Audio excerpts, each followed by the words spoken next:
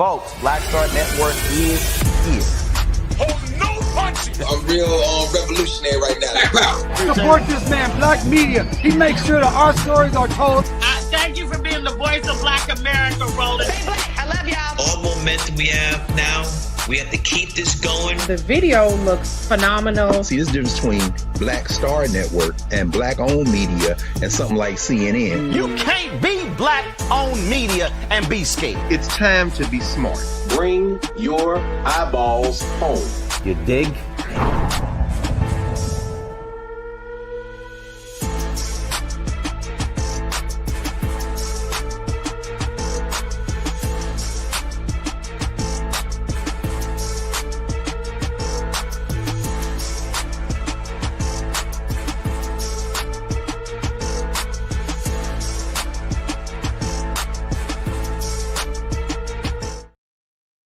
Today is Friday, January 30th, 2026. Coming up on Roland Martin Unfiltered, streaming live on the Black Star Network. Donald Trump administration arrests 2 Black journalists, Don Lemon, Georgia Fort, and 2 Black Minneapolis activists related to a protest at a church in Minneapolis. We'll have extensive coverage on these arrests and the implications for freedom of the press. This happened on the same day the Trump administration released millions of pages tied to the Epstein files, including allegations of Donald Trump demanding oral sex from a 13-year-old girl. Yeah, I wonder why those arrests took place today on the same day those papers were released. Lots for us to break down right here. It's time to bring the funk on Roland Martin Unfiltered on the Black Star Network. Let's go. He's got it. Whatever the miss, he's on it. Whatever it is, he's got the scoop, the fact, the find. And when it breaks, he's right on time and it's rolling. Best believe he's knowing. Putting it down from sports to news to politics. With entertainment just for kicks, he's rolling. It's on roll, y'all. It's Roland Martin, yeah. Rolling with Roland now. He's funk, he's fresh, he's real, the best, you know he's Roland Martin now.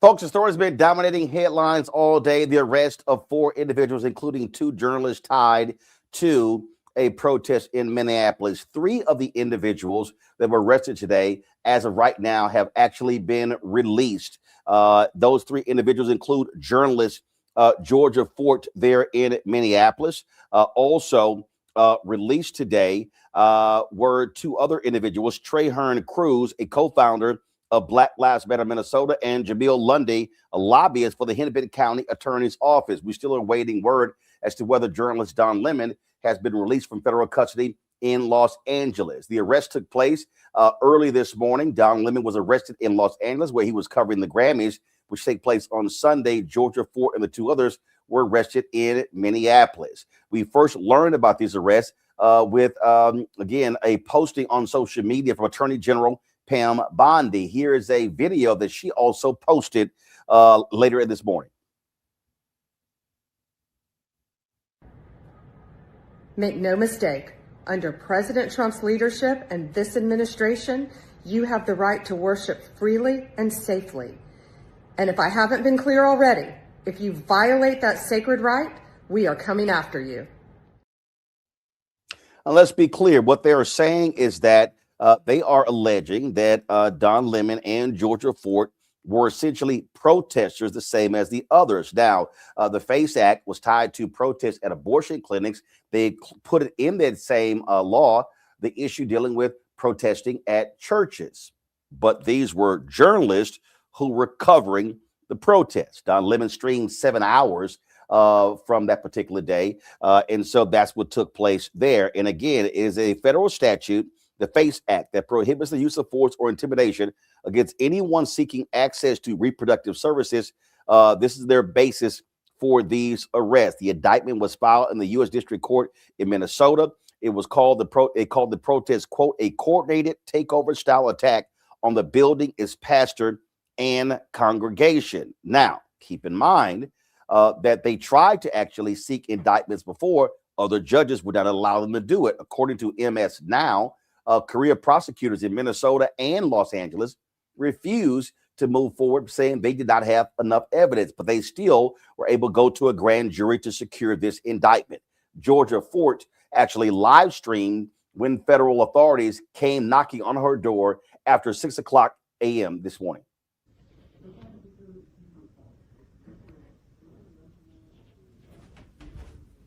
Yes. Okay.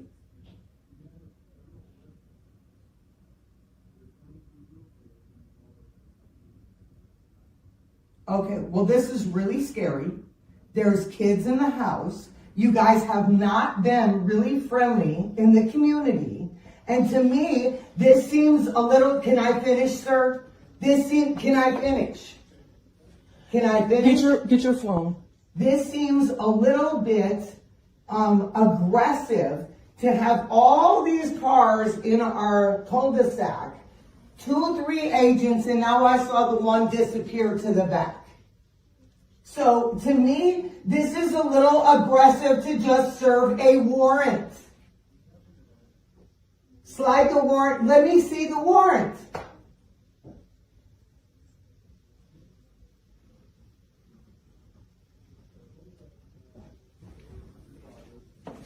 Okay. And that, to me, what I have been told, is not a judicial warrant that has me to have to open the door for you. Do you want to wear my black shoes? You guys, I wanted to alert the public that agents are at my door right now. They're saying that they were able to go before a grand jury sometime, I guess, in the last 24 hours, and that they have a warrant for my arrest. I've talked to my attorney, and I'm being advised to go with them, I guess, down to Whipple. And my children are here. They're impacted by this. This is all stemming from the fact that I filmed a protest as a member of the media. We are supposed to have our constitutional right of the freedom to film, to be a member of the press. I don't feel like I have my First Amendment right as a member of the press, because now federal agents are at my door arresting me for filming the church protest a few weeks ago. Again, I don't have a long time here, you guys, but I wanted you to know, for me, agents are at my door right now. My attorney has spoken with them. I did send a relative outside to talk to them. They're showing some type of documentation, apparently, that they got an indictment from a grand jury. I knew that I was on a defendant's list. I did not publish it because it was under seal. And so we've done everything that we can to try and abide by, the advice of our attorneys. But right now, you guys, I wanted you to know I'm going to have to hop off here and surrender to agents as a member of the press. I filmed the church protest a few weeks ago, and now I'm being arrested for that. It's hard to understand how we have a constitution, constitutional rights, when you can just be arrested for being a member of the press. We've seen all these violations. All right, you guys, I gotta go. They're knocking. Yep, she's coming right now. Give me 1 second. All right, guys. You want to?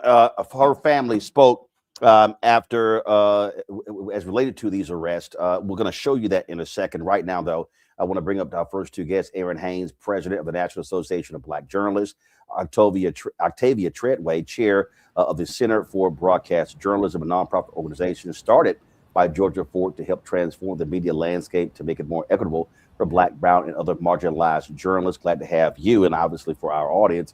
I'm also vice president digital for the National Association of Black Journalists. Erin, I'll start with you. The release that NABJ released today, calling it, frankly, shameful what took place, shocked with this arrest. And I think it's important for us to make a distinction here. They are suggesting that Don Lemon and Georgia Ford violated the FACE Act. So what they are saying is that they were not journalists. They're saying that they were protesters. The reality is and again, I am not suggesting that what the protesters did was illegal or legal. What I'm stating is that if you're charging the protesters for violating the act, I understand that. But to suggest that if you are a journalist covering a protest, even one that you deem as illegal, that is not illegal itself to cover a protest.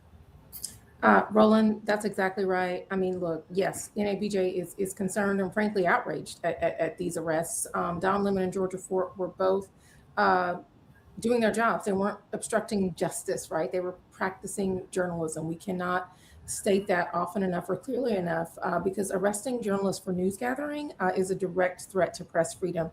And I really think that's why you saw so many groups standing with NABJ today when we put out our statement. More than 40 organizations and counting standing in solidarity with us because they understand that, any these attempts to intimidate and try to silence journalists are really a threat, not just to press freedom, but to our democracy. And so that means that should concern not just every single member of our profession, but really every member of the public.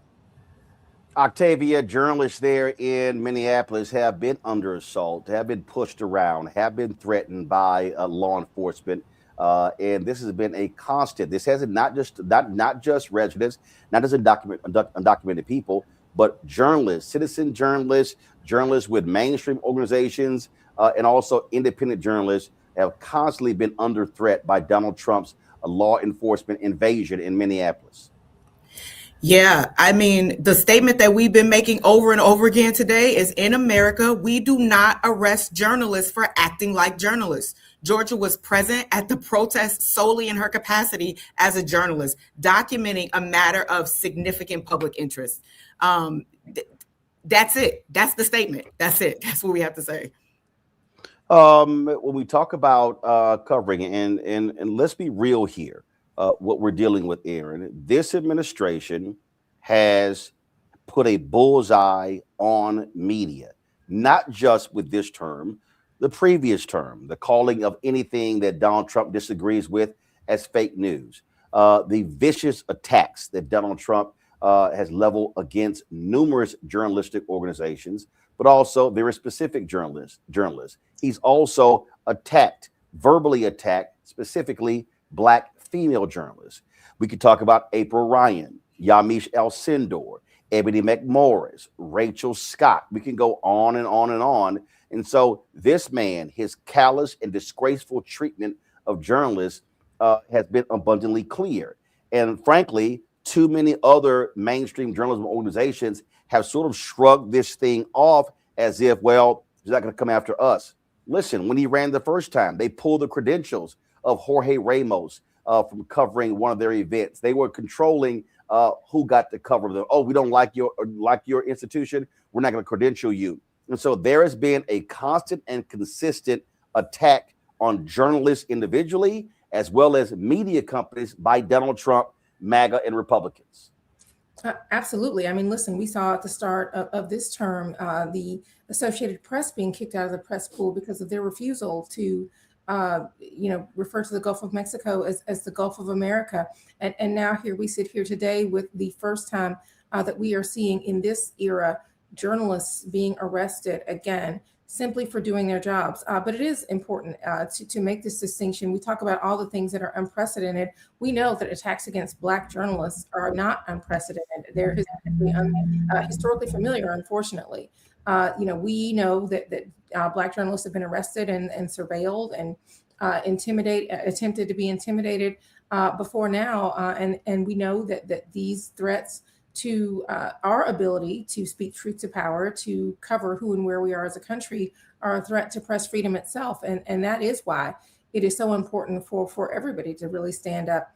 Because yes, it could be us today, but we don't know who it could be tomorrow in this environment when we know that the free press is very much under threat. Octavia, I've gotten this question from various folks all day. has a GoFundMe or legal defense fund been set up on behalf of Georgia Fort? Because listen, they are pursuing her legally. She's going to have to hire attorneys. We don't know how long this is going to last. And so has anything been established? So there is not an official GoFundMe that has been released. However, you can go to georgiafort.com and you can donate at her website. The donations going to that website support all the work that she is doing in community. Okay. So the question, okay. So I'm going to the website right now, pulling this up. And for those now, when you say it's going, so is this a nonprofit entity or is this a for-profit? Because obviously people are going to ask that question as well. Absolutely. So that is a for-profit. Any nonprofit donations can be directly to centerforbroadcastjournalism.org. That is the organization that I am the board chair for, and those donations obviously will receive 501c3 acknowledgement, sending it to that website. I do want to say, go ahead. No, I just did want to say too, what was so heartening, Roland, you said, you talked about the callous attack. What was so heartening today was that Georgia and her co-defendants, when they were released today, their voices were not silenced. They came out continuing to speak against their arrest and the injustice of their arrest. Yeah, we actually have some of that. We're going to play that just a little bit later. Erin, a final point here. I think people need to understand the attacks are going to continue. Donald Trump sued CBS, forcing them to pay him a settlement. They were trying to get a acquisition done, and so therefore that paved the way for them to do so. Some $16 million. He forced Disney to do a settlement regarding a lawsuit with George Stephanopoulos. He's threatened to sue other media organizations, and so what we're talking about here is an individual who is occupying the White House, who has threatened and successfully sued journalism media companies. They are targeting specific journalists. You have an FCC led by Brendan Carr as the chair.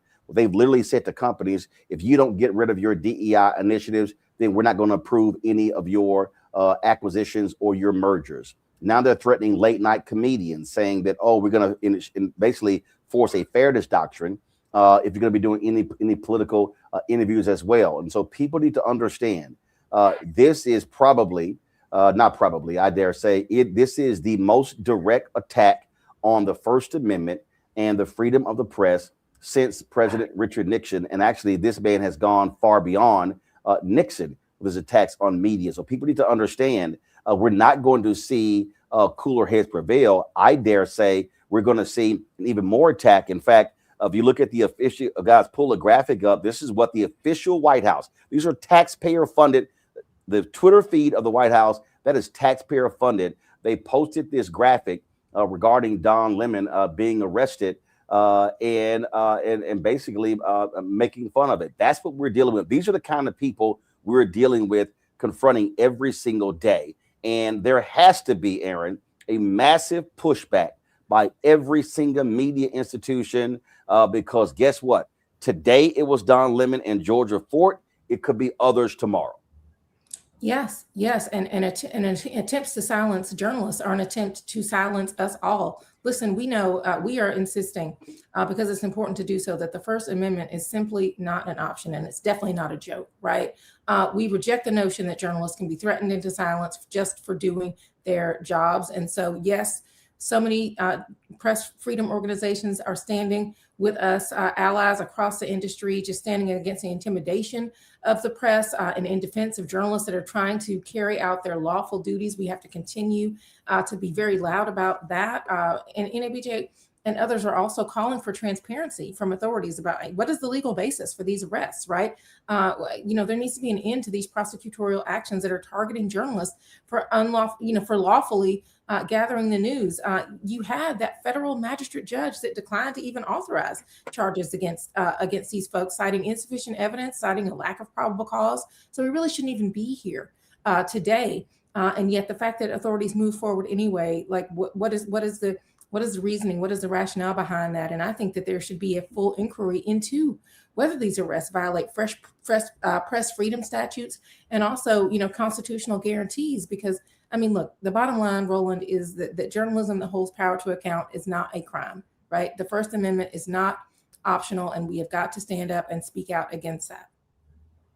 All right, then. Octavia Treadway, Erin Haines, we appreciate it. Folks, a programming note, NABJ will be partnering with the Black Star Network for a national town hall on freedom of the press taking place on Monday at 6 p.m. We want to encourage other journalism institutions, celebrities and others to pick up that feed. We want to have hundreds of thousands watching this on Monday because people really need to understand what is taking place here is absolutely a affront to journalism and the right of journalists to do their jobs. And so we appreciate both of you joining us. Thanks a lot. Thank you. Thank you. Folks, let's today, as Octavia mentioned, the family of Georgia Fort spoke out, speaking about this arrest today. This is what they had to say. I'm sorry if I stutter or if I say anything. This is my first time ever doing anything like this. Georgia Fort is my mom, and we are here to call for her immediate release. My mom has been a documenter and a member of the press for as long as I can remember being alive, for 17 years. My mom is being arrested for documenting what happened at City Church. And this is wrong. This goes against her First Amendment right as a journalist, and it's being challenged today. She is not a protester. She is not an activist. She is a mom working to provide for her children through the only way she knows how. Documenting and sharing stories of the community and truth of what's happening here every day in our state. This moment of history just doesn't affect me, it also affects my little sisters who have to wake up and comprehend at the ages of 7 and 8 why their mom has to be arrested too. My 7 and 8-year-old sister woke up today without a mom. My father woke up today without his wife. I'm demanding that my mom gets released. The separation of families will never be right. Thank you.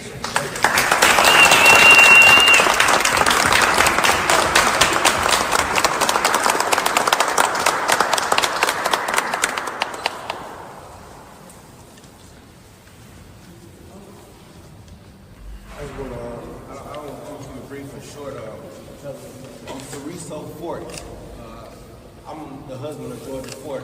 I'm gonna keep it, like I said, brief and short. I really want to thank you all for coming out, and I want y'all to have courage and continue doing what y'all doing, because I watch Georgia, I support her. Behind the scenes, a lot of stuff I'm there watching, I'm supporting her. But yeah, I mean, like I said, I don't understand what can go down to the point where you gotta arrest a journalist for doing their job. She's doing her work. She's not harming nobody, not hurting nobody. I mean, I know some individuals that hurt people that I don't understand that. When it's that way, I understand, right? When someone's she's not harming no one. So I really, it hurts. You know what I'm saying? As I'm pulling off to take my 7 to 8-year-old, my daughter, we driving. I'm getting stopped, 10 cars coming. I didn't want them to see this. They will sleep early. Now they got to see this. Oh man, that wasn't cool. So it's like understanding that what we up against right now is really affecting the human rights and us as people. We got to stand strong. We got to continue to stay prayed up right now. In this time of era right now, what we're dealing with, we got to stay prayed up. And I want to, like I said, once again, man, thank you all for coming out, and thank you all that's out there that's supportive of what we're doing. Thank you.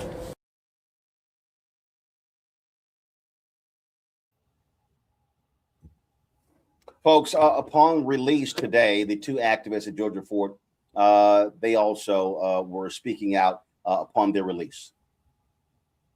So we're going to have that video in just a second. Also, I'm just getting in that Don Lemon actually has been released from federal custody in Los Angeles as well. Obviously, there were reactions. There were reactions all over the country. Folks, journalism organizations, media institutions were all speaking out about what took place. Don Lemon's former employer, CNN, They also released a statement. This is what CNN had to say today with regards to the release of to the arrest of Don Lemon in Georgia Fort. The FBI's arrest of our former CNN colleague Don Lemon raises profoundly concerning questions about press freedom and the First Amendment. The network said the Department of Justice already failed twice to get an arrest warrant for Don and several other journalists in Minnesota, where a chief judge of the Minnesota Federal District Court found there was no evidence that there was any criminal behavior involved in their work. The First Amendment in the United States protects journalists who bear witness to news and events as they unfold, ensuring they can report freely in the public interest, and the DOJ's attempts to violate those rights is unacceptable. We will be following this case closely. So that was a statement from CNN. Neera Tanden, who is the president and CEO for the Center for American Progress, said when the government starts arresting journalists for covering news events, no one is safe. Assailing and intimidating the press are hallmarks of authoritarian governments. This is a dangerous escalation by the Trump administration against the media and First Amendment rights. All people who believe free speech is a cornerstone of liberty must call on this administration to end its attacks on our freedoms. Also, folks, Bernice King, of course, CEO of the MLK Center, she also released a statement with regards to today's action. This is what she had to say. Let's go and pull that up. We are in a dangerous place as a nation when members of the press are taken into custody for exercising their First Amendment right to a free press, while federal agents killed with impunity. The arrest of journalists Don Lemon, Traherne Jean Cruz, Georgia Fort, and Jamil Lydell Lundy, just to be clear, folks, Cruz and Lundy are not journalists, as dictated by the current president's administration, should alarm us all. We must not look away or be dismissive. This is serious, and I am calling everyone to a higher state of consciousness and awareness of where we are. This is fascist behavior, and now more than ever, I urge us to persistently seek out and study nonviolence so that we have the necessary mindset, tools, strategies, and coordinated efforts, not only to resist in this moment, but to bring into being a true state of justice. Members of Congress also were speaking out. Congresswoman Jasmine Crockett released this statement with regards to what the actions that took place today in Minneapolis and Los Angeles. Journalists locked up, peaceful protesters shot, lawfully carrying became a death sentence. Hotels forced to quarter federal agents, people being disappeared off the street with no due process, granting pardons and immunity to criminals at every level of the government while inflicting cruel and unusual punishment on the people. The entire Bill of Rights has gone up in flames. I feared that if Trump was reelected, that our 1787 Constitution would go through the Project 2025 paper shredder. If we don't speak out forcefully and demand immediate action now, none of us will ever be safe, nor will we ever have any liberty, rights, or self-governance. I'm calling for the immediate release of Don Lemon and Georgia Fort, who are being held unlawfully and without cause by the Department of Injustice. Our country has already become unrecognizable. It is no longer hyperbolic or a metaphor to say we are living in a dictatorship under a wannabe king and his loyal minions. Free Don Lemon and Georgia Fort is the individuals across this administration that should be impeached and or prosecuted. You had, of course, Democratic leaders in the House and Senate also speak out. This is exactly what Senate Minority Leader Chuck Schumer had to say on the floor of the United States Senate today. Last night, federal agents arrested journalist Don Lemon in Los Angeles after he recently covered protest activities in Minnesota. Once again, the administration is behaving no differently from police states and authoritarian regimes across history. They've arrested a journalist for the crime of doing his job.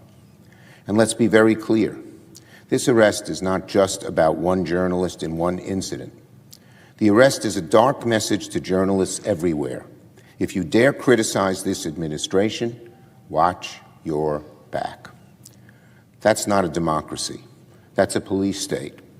And that is pure authoritarian bile.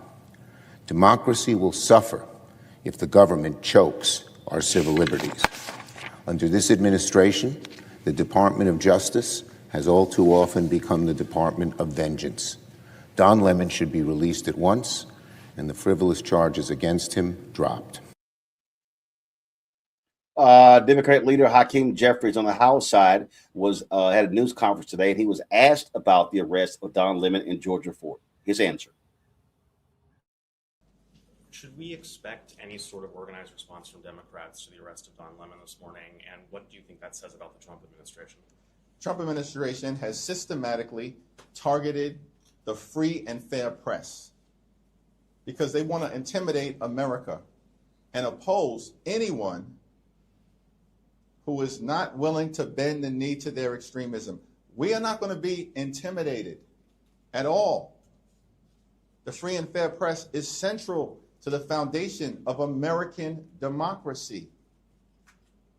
Thomas Jefferson famously made that clear,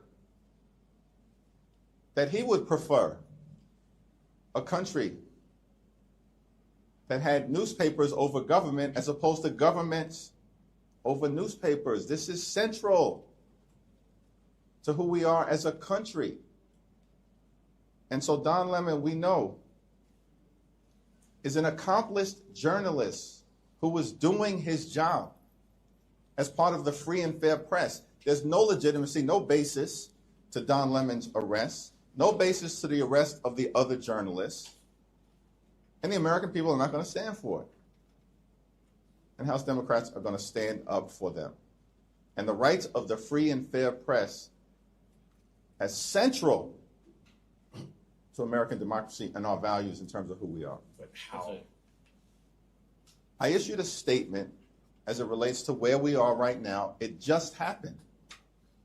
And so we haven't had an opportunity, even as members of Congress, to talk to each other about next steps. But of course, next steps will be forthcoming. Thank you, Mr. Leader. I'm sure you've been monitoring what's going on in the Senate. What's your reaction to the fact that there's not a deal yet with the government deadline looming? Do you have any plans to speak to Speaker Johnson between now and when the House gets back? And do you think that 2 weeks is enough time to negotiate the reform? All right, folks, we can bail out of this here. Come on. We have to deal with the issue. Let's go. Come back to me. Let's go. Thank you very much. That is, of course, that was the Democrat leader. As I said, Don Lemon, a federal judge ordered him released, did not have to pay a bail. He did make some statements upon his release, and we're actually pulling that video right now. So I want to have that. Let me bring in my panel right now. Joining us on the panel right now is legal analyst Candace Kelly. Glad to have Candace on today's show to walk us through these particular charters and break down exactly what they mean. She, of course, joins us. She's the legal analyst and host of Takeaway with Candace Kelly out of South Orange, New Jersey. Matt Manning, civil rights attorney at Corpus Christi, Texas. Win Cooney, CEO and co-founder of Politicking out of Washington, D.C. All right, Candace, I want to start with you. So they are explaining this federal law that they are using as the basis to arrest Don Lemon and Georgia Fort. And for the purpose of the conversation, I'm purposely separating Lemon and Fort from the two other individuals who were arrested today. Let's talk about from a journalistic perspective. What are they trying to assert here? So the government is trying to assert that Don Lemon actually conspired to violate the civil rights of those people who were in the church. Now, this actually comes from a law called the FACE Act. It came about in 1994. It really had to do with reproductive rights when it was being looked at before it was passed. The only way for legislators to actually get it passed was to add people who were, congregating and wanting to go to church. And that's the only way that they got the abortion part of it. Okay, so that people could go peacefully in order to get an abortion. And so with that in mind, it's just a very weird conflagration of how this law is even used and against a journalist who's been doing something. Listen, the First Amendment is so important in terms of freedom of press that they made it the First Amendment. That is how important it is. There are laws on the books for journalists that are not afforded to anybody else. I mean, from copyright laws to not giving up their sources. But here's what we know and what's going on in this urban warfare. These laws don't matter anymore. And that's the takeaway from everything that's going on today and everything that's been going on since Donald Trump came into presidency. The laws that are on the books are being chipped away little by little things like this. Let's go ahead and set a precedent and arrest Don Lemon. At the end of the day, anybody who is in the reach of, let's say, ICE agents, for example, yes, you have rights if you are on American soil. It doesn't matter. You're supposed to get a judicial warrant. It doesn't matter. Now we know the administrative warrant is good enough. And those warrants are signed by ICE agents to go into your house. At this point, like Don Lemon and anybody else that was arrested, it now becomes a process of what is the evidence? Now, some of the evidence that they are saying in this 12-page indictment looks like this. They are saying that he ignored requests to leave the church. They're saying that he met with others and there was a conspiracy. He said that this particular indictment said that in addressing other people that he allegedly met with and conspired with, he used the term we because he was a part of that process. And then they also said that he took steps to maintain some type of operational secrecy. So you got to start looking at the evidence when the evidence we know does not hold. It's BS. This we know. The part of the process that I think that we all should be looking at is the fact that they are taking him through this. I think that that is the part that they want to put him through. They know once it gets to court, it's not going to hold up. I mean, it's going to be terrible precedent. You're not going to have any journalist being able to cover anything. This is why 5 judges already said no, that there was no probable cause. So here we are now. Now it's going to be all about the evidence. And I think that whether you are arrested by ICE or whether you are arrested because you are a journalist or even just someone who's a protester, you better be recording.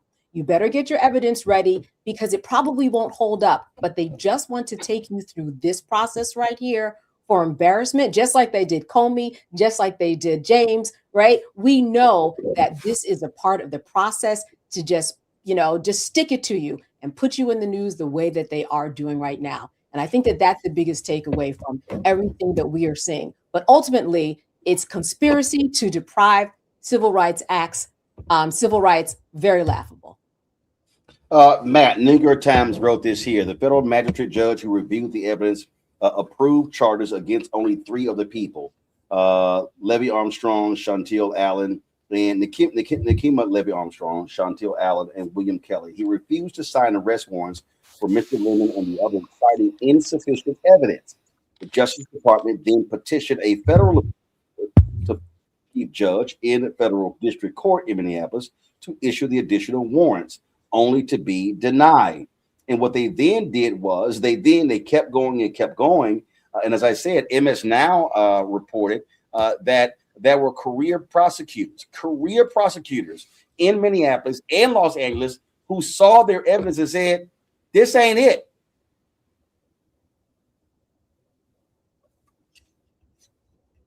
Matt? I'm sorry, Roland. It's crazy because I'm sitting in Minneapolis as we speak. I'm in my hotel room. I've been all day with other civil rights lawyers from around the country, working on some pretty important and timely things. And I'll tell you a couple things. The first thing is, as I was walking from my hotel to where that meeting was, I saw signs in windows where the prevailing sentiment is F ICE, get ICE out. So this city is really embroiled, obviously, in what we know is going on, and the tensions are high. And I heard that same terminology today in the meeting I was in. But to answer your question, or rather to speak to your observation, I want to first say everything Candace said was right, which is always the case. But in addition to that, this is a way overreach. I read the indictment. This is at best state criminal trespass charges. So this is about the cruelty being the point. The cruelty is the point. The process is the point. Parading you out as, a person who's allegedly violated the law is the point. And I think Candace is 10,000% right. I think when this gets in front of 12 citizens in this federal district, they're not going to see it there. Now, I will tell you, it is concerning to some extent that it looks like they're trying to be very hyper technical in the indictment in terms of the acts that they're saying were overt acts with a conspiracy, and the congregants were allegedly afraid to leave and all that stuff. But what's important about that is a jury of 12 people is going to determine whether they had a reasonable fear, whether they really felt threatened, whether they really felt intimidated. People coming in and making noise and maybe disrupting a church service is not tantamount to intimidating you or threatening you or scaring you or any of those things. A couple other very quick things that I think we haven't really discussed. But first, it's very possible for a journalist to be there and have their constitutional rights both as a journalist and as a citizen, right? So in looking at this indictment, there's allegedly, a command from the pastor that people needed to leave. People didn't leave, allegedly, right? So that's important because at best you're looking at criminal trespass under those charges. But until that happens, until someone, at least with the way it works in Texas, until someone is commanded to leave and refrains from doing so, if they're allowed to be there, then it is not per se a criminal trespass. I know this is not a criminal trespass as charged, but my point is, at best, you got a state low-level criminal charge if you have anything at all.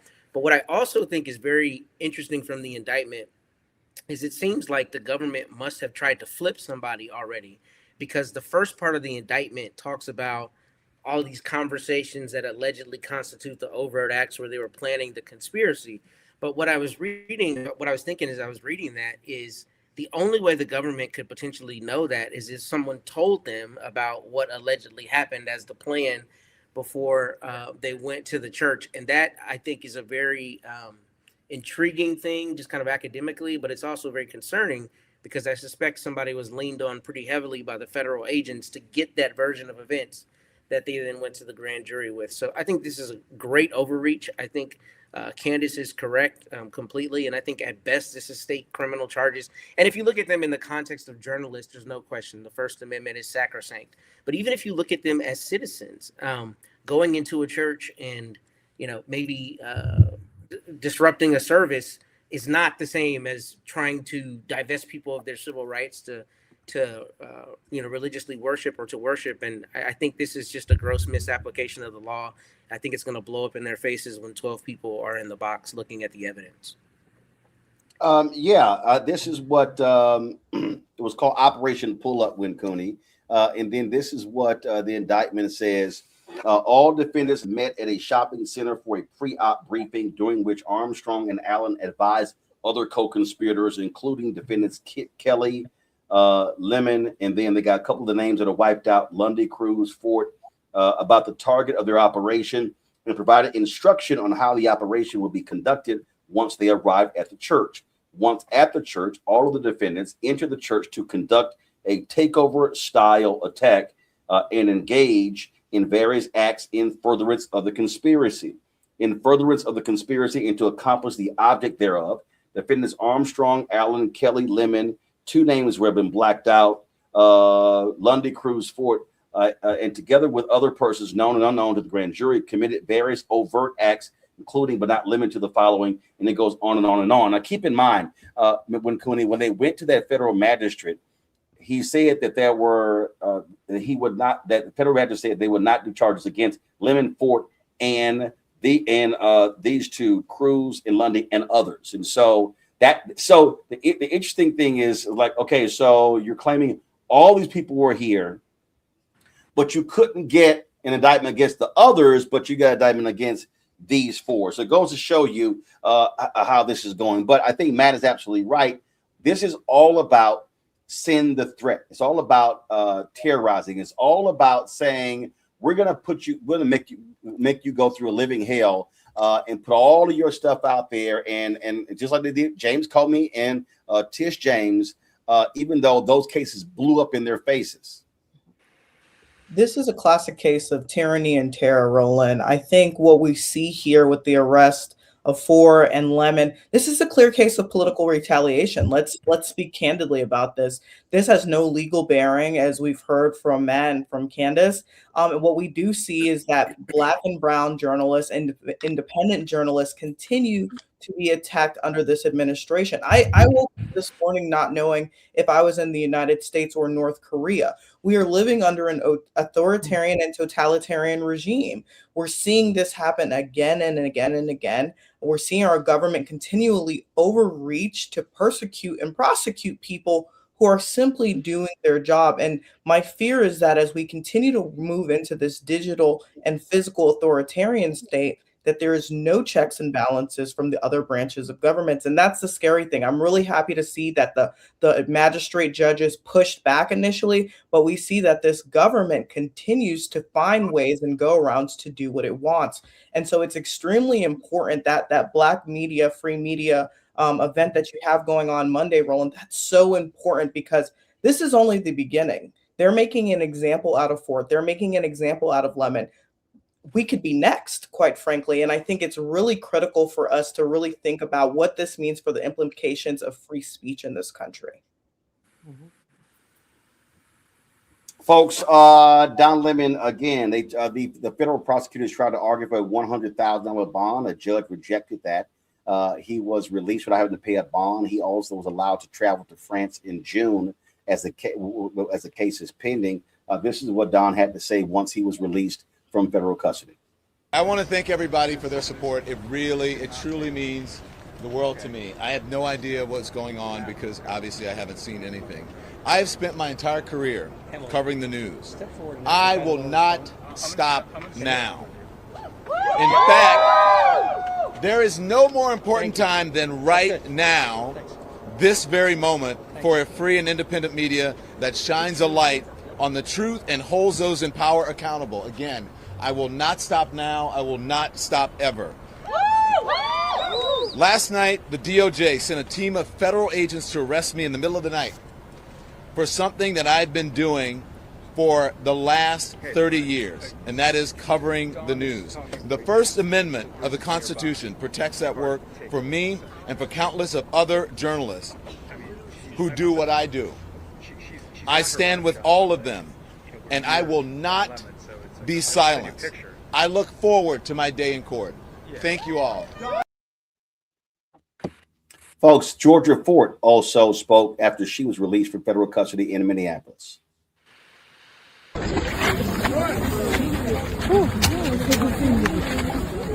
First of all, I just want to thank community. I want to thank community for being here today. Thank you. Thank you for showing up. Thank you. Thank you to my legal team for showing up and for representing me. And to the media, thank you for standing in solidarity with independent journalists. I know as an independent journalist, I have challenged us to move forward as an industry. But the fact that you guys stood up for me today shows me that we are moving together. And so to all the media who made a statement on behalf of me, thank you so much. As I reflect, as a journalist who has worked in media for more than 17 years, I leave this federal courthouse today with one question.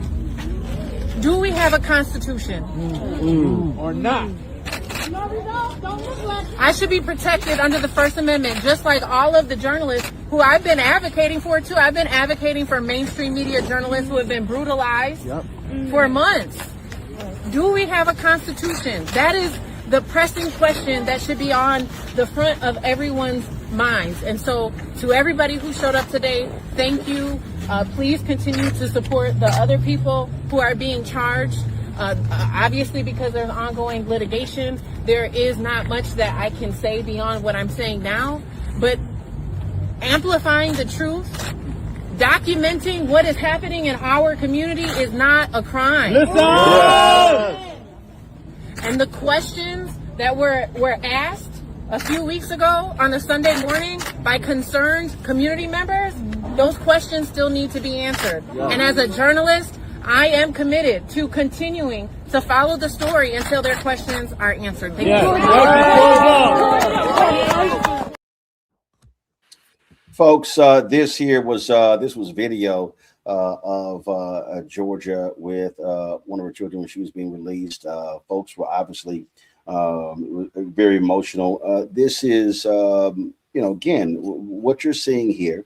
They expected this action because they tried to do it once before and they could not succeed. And so we know, we saw what happened with Tish James and James Coleman. They fired U.S. attorneys because they would not follow their lead. And I think that's what people need to understand, Matt.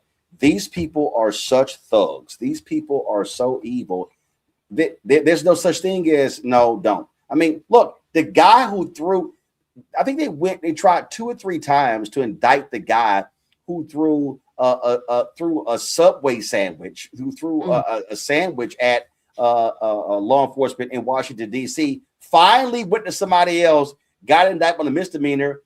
They lost in court in 35 minutes.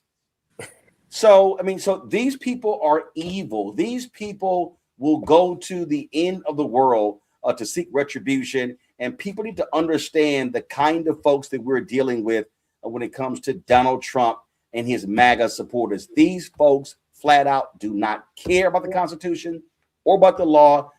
I've said numerous times, they have no morals, no values, no principles, no ethics, no integrity, no honor, no decency. I mean, you said it all. I don't even really need to add anything to that. You're 100% right, especially because we see them, bastardizing the process. And that's one thing I kind of wanted to mention that is very scary about this. I was a former prosecutor. I've presented to grand juries before. Obviously it's just the prosecutor in the room, but what is so terrifying about this is that the system is predicated on the idea of good faith, right? The idea of things being done when you actually have evidence, things being done when there's actually been harm, things being done when there are actual violations of offenses, not weaponizing a system where you can go and get an easy indictment, especially in a situation like this, where you have a magistrate who is being, looking at it with a fine-tooth comb and who's declining to put charges on certain people. That's incredibly important because very often with the grand jury, you've got 12 citizens who are being presented the evidence in the light most favorable to a prosecutor, and he or she is asking them to return an indictment. That's much different than when you have somebody actually on the bench calling the balls and strikes and looking at whether it's there or not there. And here, you go around that, right? It's not enough of an impediment that the magistrate said that there was insufficient evidence. You just find another way to indict it. And that's scary, looking at just how the entire institutional process is set up. It's not supposed to be used that way. And of course, there have been abuses over the years, many, many, many abuses. But the scary part about that is if you find the right person who's willing to go and get that indictment, then you can leverage the system in the way that they're weaponizing it. And it's a tough thing for me, and I think for a lot of people, because even though we've known there have been these abuses over the years, if you have any belief whatsoever in the institutions, they're not supposed to work this way. And in real time, we are watching that they're being leveraged the way that they are to cause harm, to cause political vengeance, and to bring, things like trumped up federal charges, which is terrifying, right? That you don't like this person and you just decide you want to go arrest journalists for doing their job. And more than that, even the people that are there congregating, I mean, you got to hope that 12 people, a jury, looks at this right and determines that the evidence isn't there. I don't suspect that they're going to have any issue with that. But the fact that you're being put to task and put to trial on such a terrible indictment with such scant evidence is a terrifying thing. But it's the reality that we're in. And I think people like me, have to realize those institutions probably have never existed the way we thought they did, but they most certainly do not exist that way now. And we have to have a new approach to basically everything. Well, Candace, they clearly don't care about the FACE Act.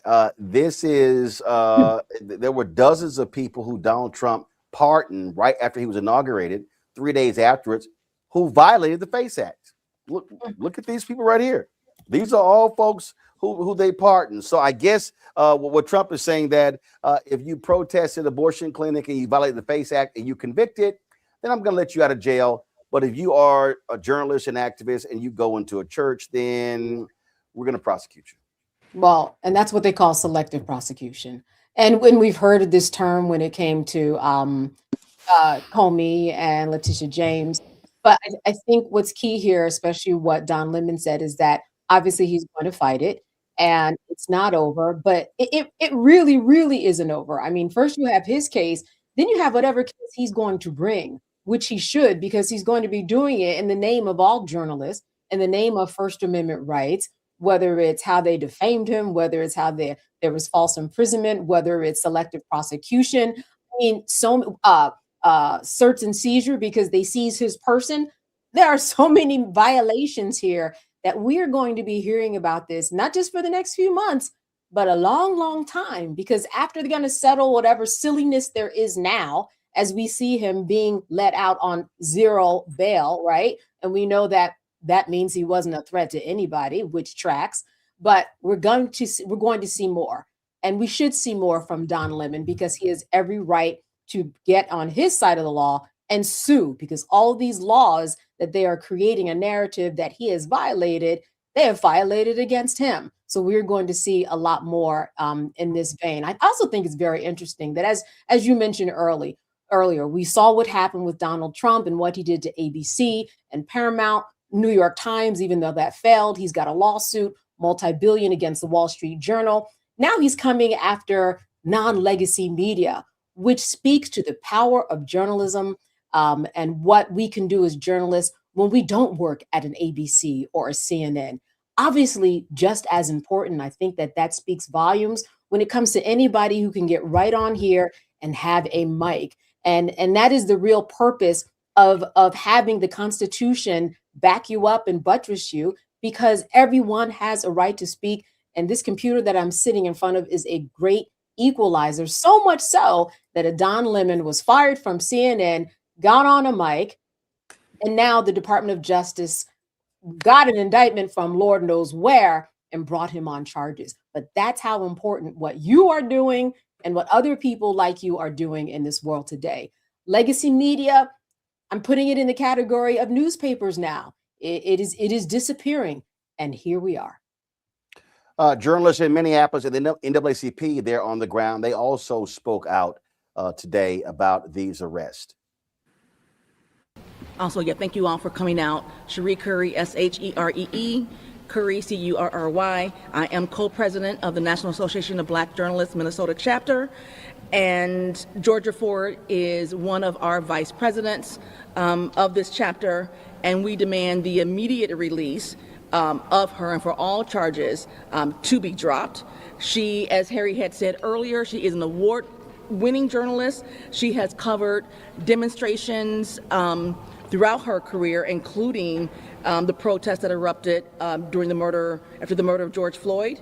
The First Amendment protects the press and enables journalists to be able to do their jobs, to be able to collect, publish, and disseminate information that is important for all of our readers, our listeners, our viewers to understand what's going on. And Georgia was doing her job. She had boots on the ground. It is very important that people like her, independent journalists especially, be protected. They do not have the same type of backing as an independent journalist as someone would who works for a media outlet. So we are outraged for this and for her family. And I hope all of you will feel the same who hears what happens to her and know that if it is about attacking a journalist, it is attacking all of us as citizens. Thank you. The Minnesota Society of Professional Journalists strongly condemns the wrongful arrests of journalists Georgia Fort and Don Lemon for reporting on a church protest in St. Paul. Georgia Fort, as many have already said, is an Emmy Award-winning journalist who has paved the way for independent journalism here in Minnesota. As a founder of Black Press and the Center for Broadcast Journalism, and a former member of our board, Georgia is a pillar of our Minnesota journalism community. She has a passion for making the profession more accessible and has mentored and trained countless young journalists. We are alarmed by the escalating actions by the Trump administration that attack freedom of the press. Journalists not only have the right, but the responsibility to observe and report events in the public interest. It is not illegal to document a protest against the federal government. The fact that the protest took place in a church does not negate journalists' First Amendment right to report. The effort to punish independent reporting is an effort to weaken democracy. If Georgia and Don's cases proceed, it would seriously undermine both the freedom of the press and the rule of law. We urge the federal government to remember the importance of the First Amendment.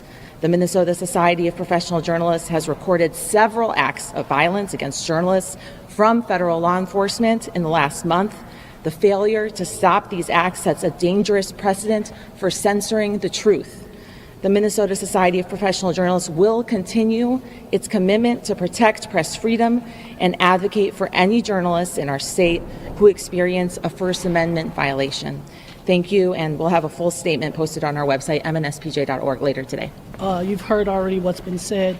We definitely stand in solidarity with our journalist, and specifically Georgia Fort, as she has been an integral part of providing the news for the Black community. That being said, I also want to say that what you're seeing now and what we're experiencing is a pivot away from what's happening with our democracy.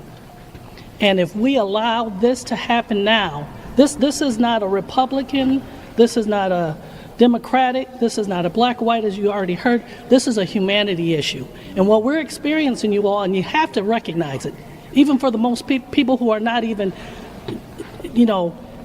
brilliant or can't see clearly, this is blatant as it gets.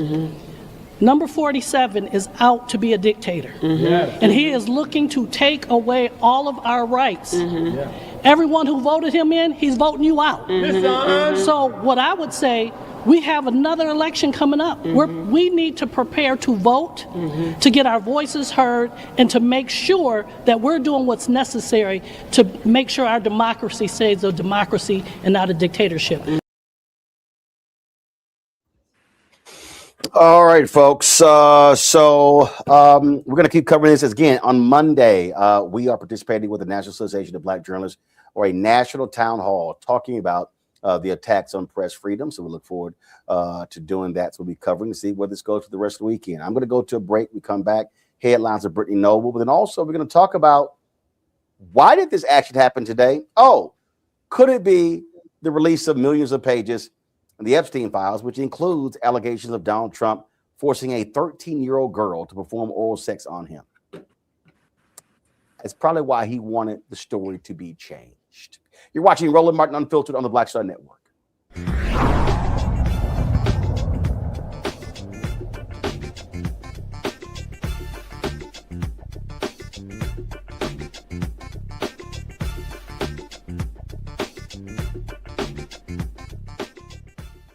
They said the quiet part out loud. Black votes are a threat, so they erased them. After the Supreme Court gutted the Voting Rights Act in 2013, Republican legislatures moved fast. New voter ID laws, polling place shutdowns, purges of black voters from the rolls. Trump's Justice Department didn't stop it, they joined in. In 2018, his DOJ backed Ohio's voter purge system, a scheme that disproportionately erased black voters. Their goal, erase black votes and political power. Yeah, that happened. These are the kinds of stories that we cover every day on Roland Martin Unfiltered. Subscribe on YouTube and download the Black Star Network app. Support fact-based independent journalism that centers African Americans and the issues that matter to our community.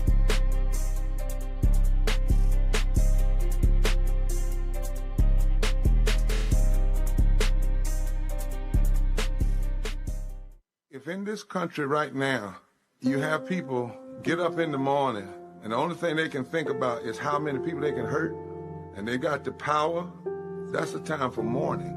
For better or worse, what makes America special, it's that legal system that's supposed to protect minorities from the tyranny of the majority. We are at a point of a moral emergency. We must raise a voice of outrage. We must raise a voice of compassion. And we must raise a voice of unity. We are not in a crisis of party versus party. We are in a crisis of civilization, a human rights crisis, and a crisis of democracy itself. And guess what? You've been chosen to make sure that those that would destroy, those that would hate, don't have the final say, and they don't ultimately win. Hey, I'm Malcolm Lee, and you're watching the Black Star Network.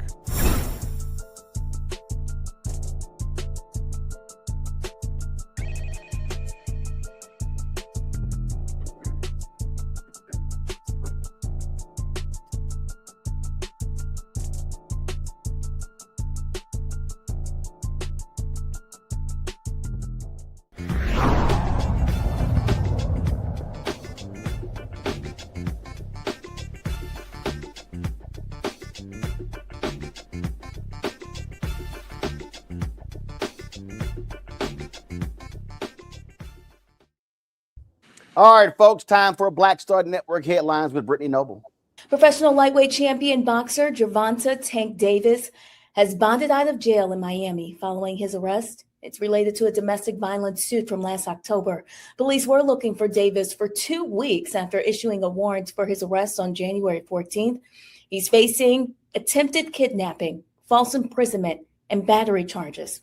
31-year-old Davis had run-ins with law enforcement in South Florida. Last summer, he was arrested on domestic violence charges, which were later dropped. A pregnant North Carolina officer dies after doctors delay life-saving care. C.G. Graham, who feared her pregnancy would kill her, died after failing to get urgent heart treatment or get a timely abortion, despite repeatedly seeking help from doctors and clinics. Graham had a history of atrial fibrillation and thyroid disease. Some of those symptoms showed up as palpitations and a shortness of breath. Medical experts who later reviewed the case say the 34-year-old's death was likely preventable and illustrates how abortion restrictions and gaps in cardiac training are reshaping care for high-risk pregnancies. A new debate is growing over whether more Black doctors automatically means better outcomes for Black patients. A group called Do No Harm is challenging a study by economists Michael Frakes and Jonathan Gruber that linked higher numbers of Black physicians at military hospitals to improve outcomes for Black patients. The group argues the research never directly compared Black patients treated by Black doctors versus non-Black doctors and says some of the best outcomes actually happened with non-Black physicians at more diverse facilities. The parents of Kendrick Johnson are still fighting for truth and justice. You may remember his story. The 17-year-old's body was found rolled up in a gym mat at a Georgia high school. But new evidence from the Georgia Bureau of Investigation medical examiner dispute initial reports. The motion was filed in a federal court by the Johnson family this month. According to Kendrick's parents, new evidence from a 2013 Lowndes County Sheriff's Office narrative report may change the case from an accidental death to a homicide. The additional evidence consists of multiple photographs and a school resource officer's report that appears to contradict the official investigation and forensic reports.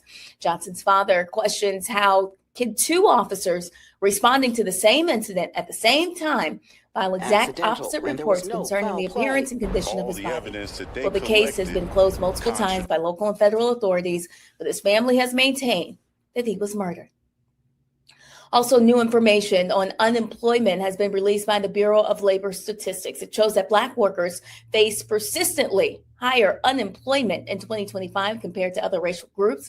The report links those disparities to federal hiring freezes, rollbacks of diversity and affirmative action policies, also a government shutdown that paused key labor data.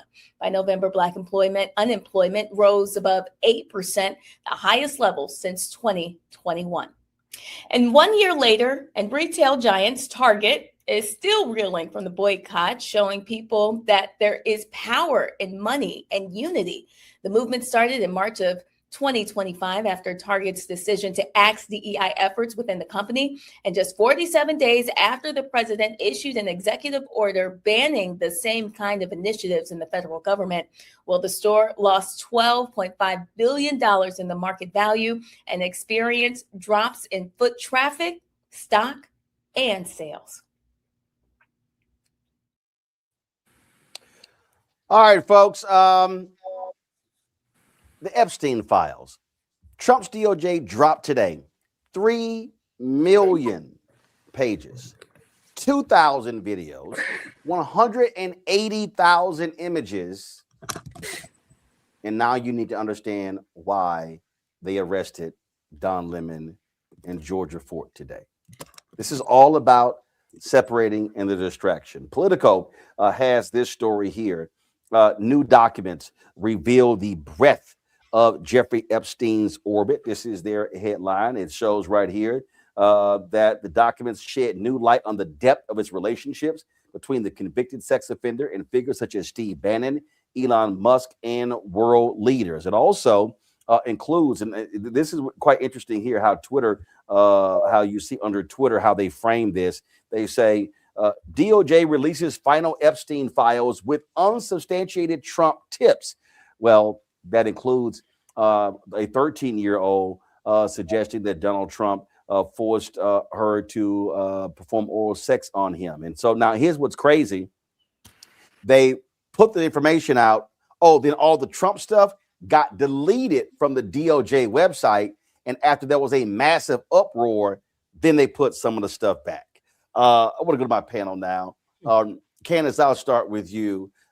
Trump did not want. I don't trust these people at all. There's no doubt in my mind they knew that the media was going to focus on the Lemon arrest, and they said, "Hey, we need to have something that knocks this sucker out of the top spot." And ain't no coincidence that they decided to do both on the same day. That there is no coincidence. That was planned. And here's a good question. Where's Pam Bondi in all of this? This seems like it would be in her wheelhouse, but she's not someone I think that they are very happy with in terms of all her missteps. And she was nowhere to be seen in terms of making this announcement. I found that to be very interesting. But you're right.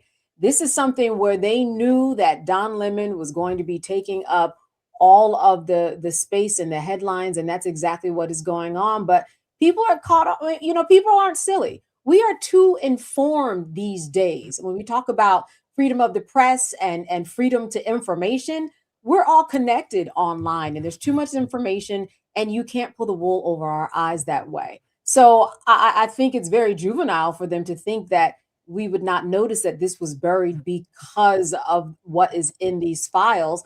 And that's something that we're going to be talking about for a long time. Listen, midterms are coming. This is something that certainly they are afraid of. We know that Donald Trump's numbers are going down. So, of course, they're doing all they can do to do what they have been doing for years, and that is create narratives. So there's nothing new under the sun, and we're all under the same sun. Again, these folks, I mean, these files are crazy, Matt.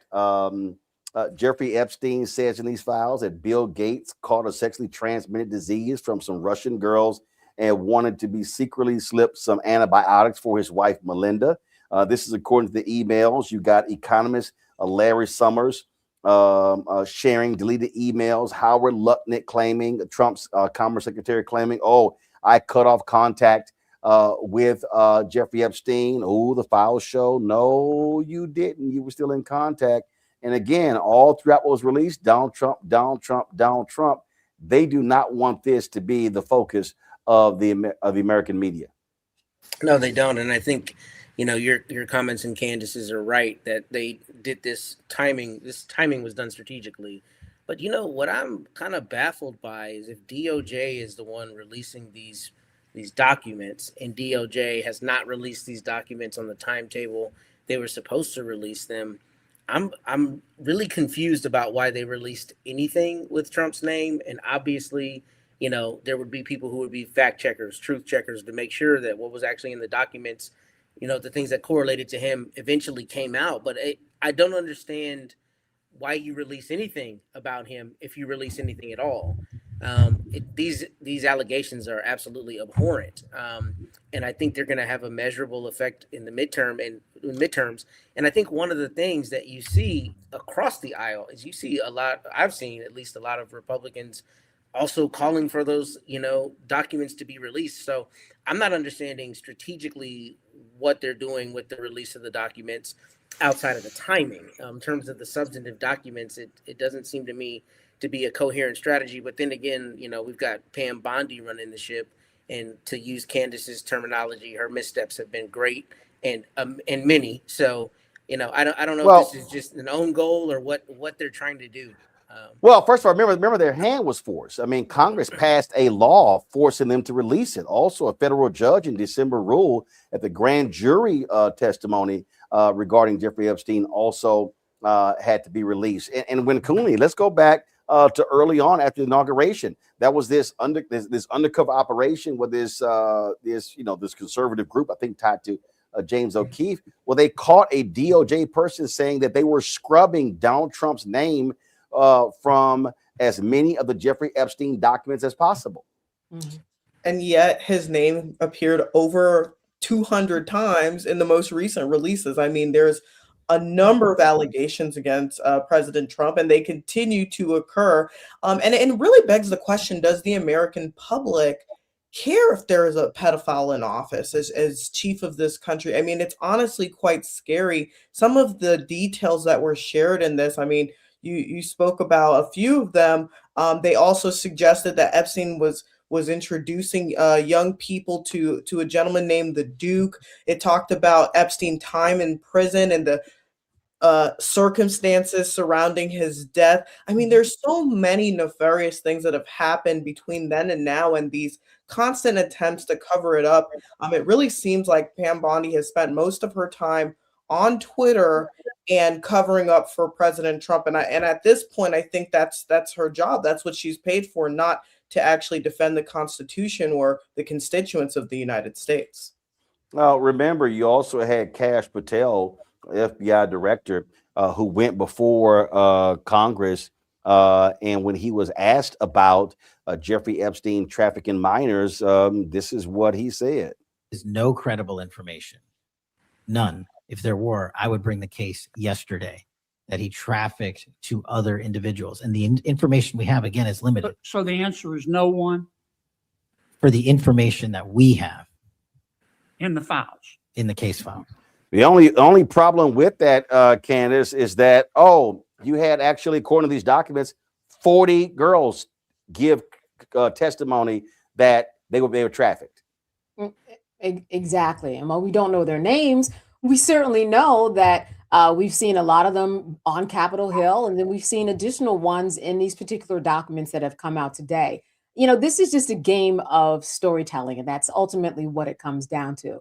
You know, you've got one person's side and another person's side. That's really what the law is all about. And this is what you said. This is based on an act named after Epstein so that these particular files could be released. They're doing it little by little, but obviously the big one was today because of the timing of it.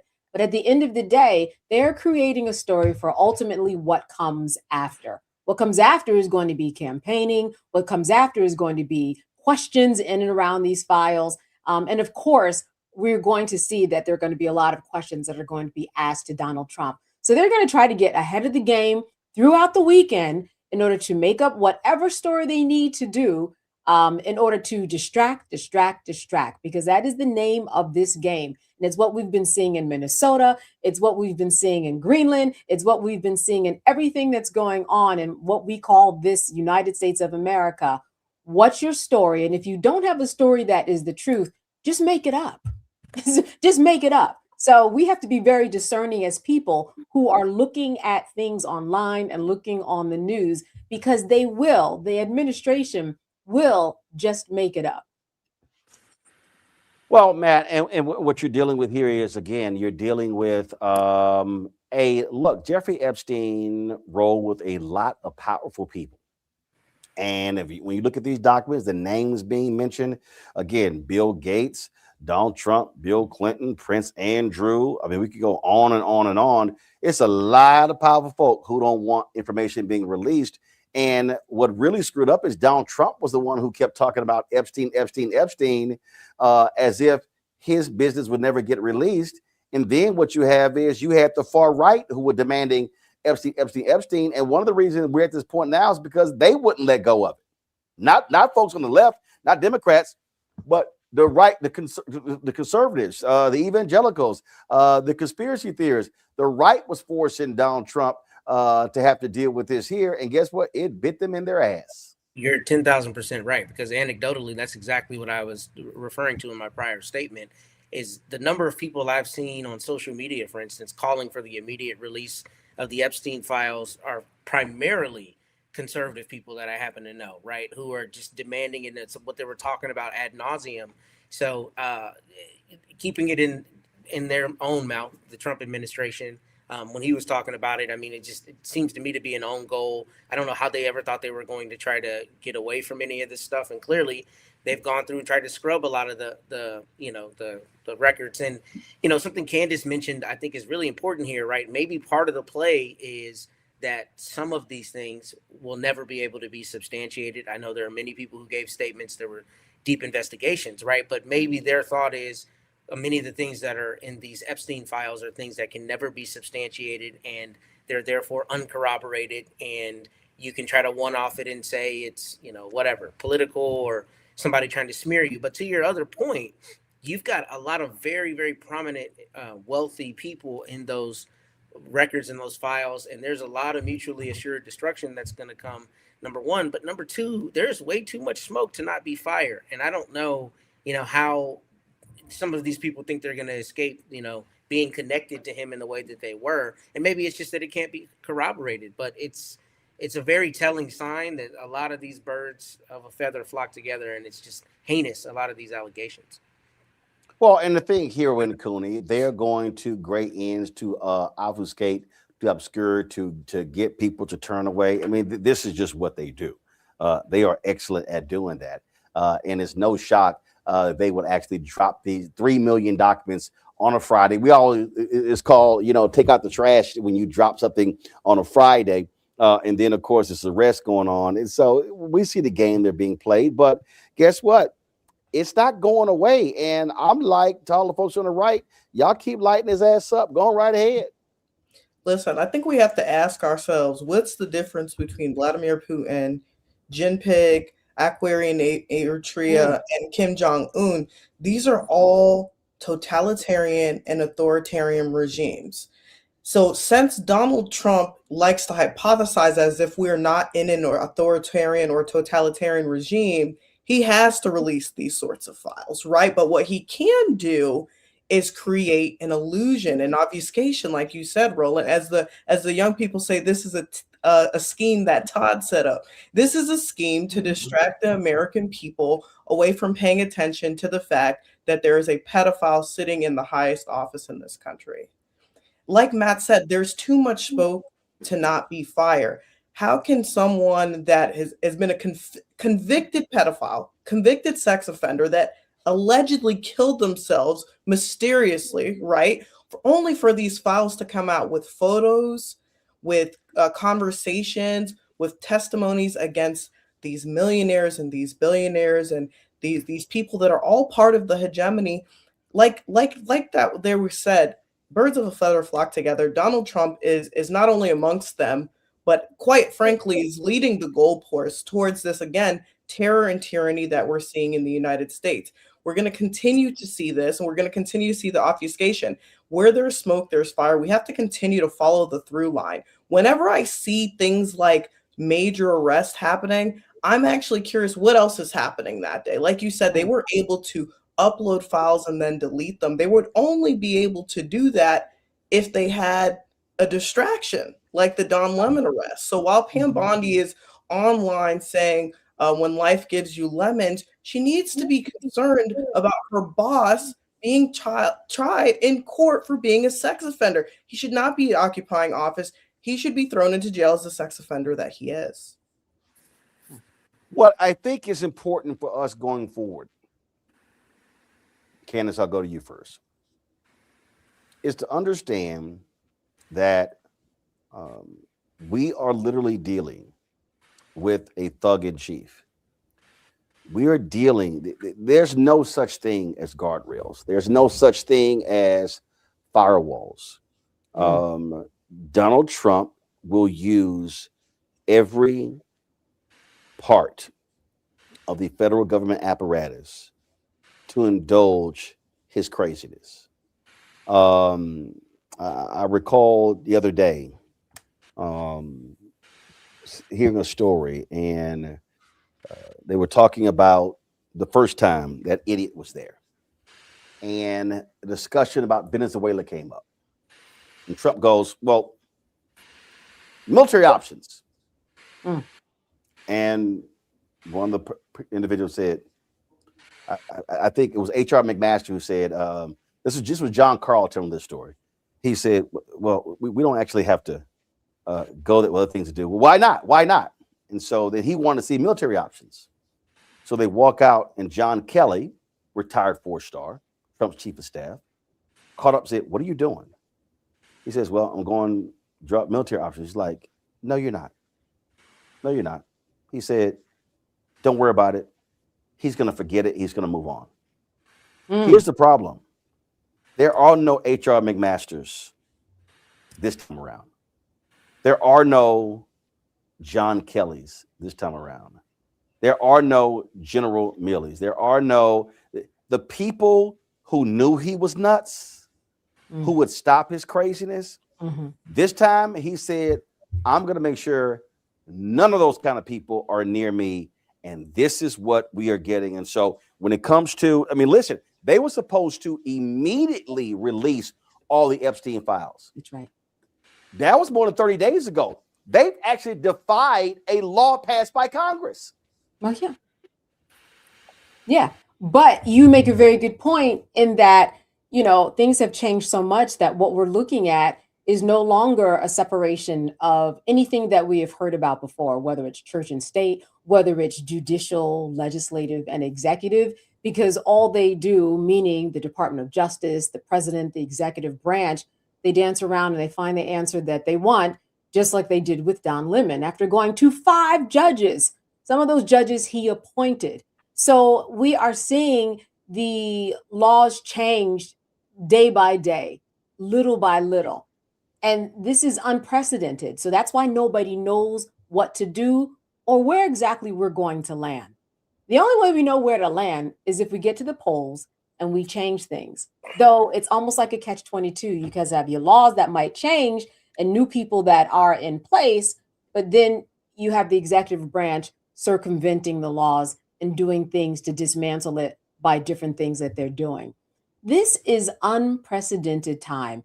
The power belongs to the people to continue to hit the streets, make themselves heard, because as we see, that certainly makes a difference. Because if it didn't, we wouldn't have heard anything about those protesters at that church. But that does make a difference. And for people who don't think that it does, look at Don Lemon, look at the other journalists that were arrested. That is where we get the most action, when people get together online and offline and let people know that our First Amendment rights are not going to be stomped upon. And I think that that's something that we all need to be thinking about. Yes, get people to the polls, but that executive and judicial and legislative branch, it's all working like this together.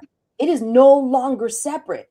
So it'll just be interesting to see what comes, because there's no precedent. We're living in the precedent right now, every single day. And that is amazing to see as an American, that the Constitution that we've talked about for years and years and interpreted up, left, right, and up and down is not making any sense still. But the truth be told, the Constitution hasn't made sense, over the past hundreds of years anyway, in terms of those people who have interpreted and those racists who are in place in order to make their narrative suit their needs. So this is not a surprise, but it's something that we have to continue to work on, but you do it at the ground level. Matt, people are going to have to understand that the only way to stop this fascist regime is at the ballot box. You can't do anything about the White House, but they absolutely can be stopped in the House and the Senate. But that's going to have to take a massive number of people showing up and voting and crossing and jumping over the hurdles being placed in their way to prevent them or making it harder for them to vote. I think that's partially right. I think voting and going to the ballot box and just civic involvement is clearly a major mechanism. But if I'm 100% honest, I'm really struggling with that. I mean, just from an institutional standpoint, I don't know that we're going to have full, fair, and free elections. I don't know that we're going to have elections the way we've known them, over the years. And I'm really struggling with that, because I'm definitely not advocating for, mass anarchy, but I don't know that those guardrails, like you said earlier, guardrails and firewalls and the system we know to normally work to bring about change, even if incremental, just clearly does not work. I don't know where that leaves us. Now, I don't think we need to throw up our hands in desperation, but I don't know that the ballot box is the only answer. I mean, I don't know what it is at this point. I don't know if it's mass demonstration. I don't know if it's shutting down cities with people in the streets refusing to go to work, shutting down economies. I'm not sure what that looks like anymore, but that's what I'm grappling with. And I frankly think that's what a lot of American people are grappling with now, because voting is important. Sure, the ballot box is important, but I don't know that any of those institutional approaches work anymore. And I don't know where that leaves us in the short term. I do think we've got a duty, a moral duty, to continue bearing witness, which is what this show and all the myriad shows out there are doing, and the citizen journalist and your average citizen who's recording what's going on around them. But I haven't seen yet what that coalesces to really put a stop to this, because what we're watching real time is the federal government in open rebellion to its citizens. And I don't know that voting is the response to that. I don't know that it gets us there. So The reason I say voting is the responsible in Cooney, because the lawyers have to do what they do. The legal battle that takes place, they have to do that. But there's nothing else that citizens have.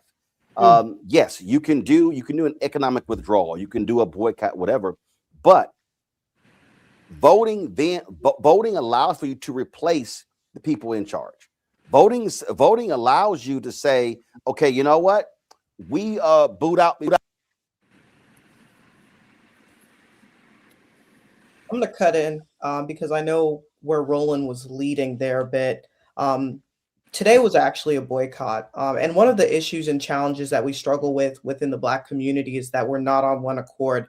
Man, I remember when there were leaders like Malcolm and Martin that everybody was on one accord with, whether or not they agreed with them. When they said a boycott was happening, a boycott happened.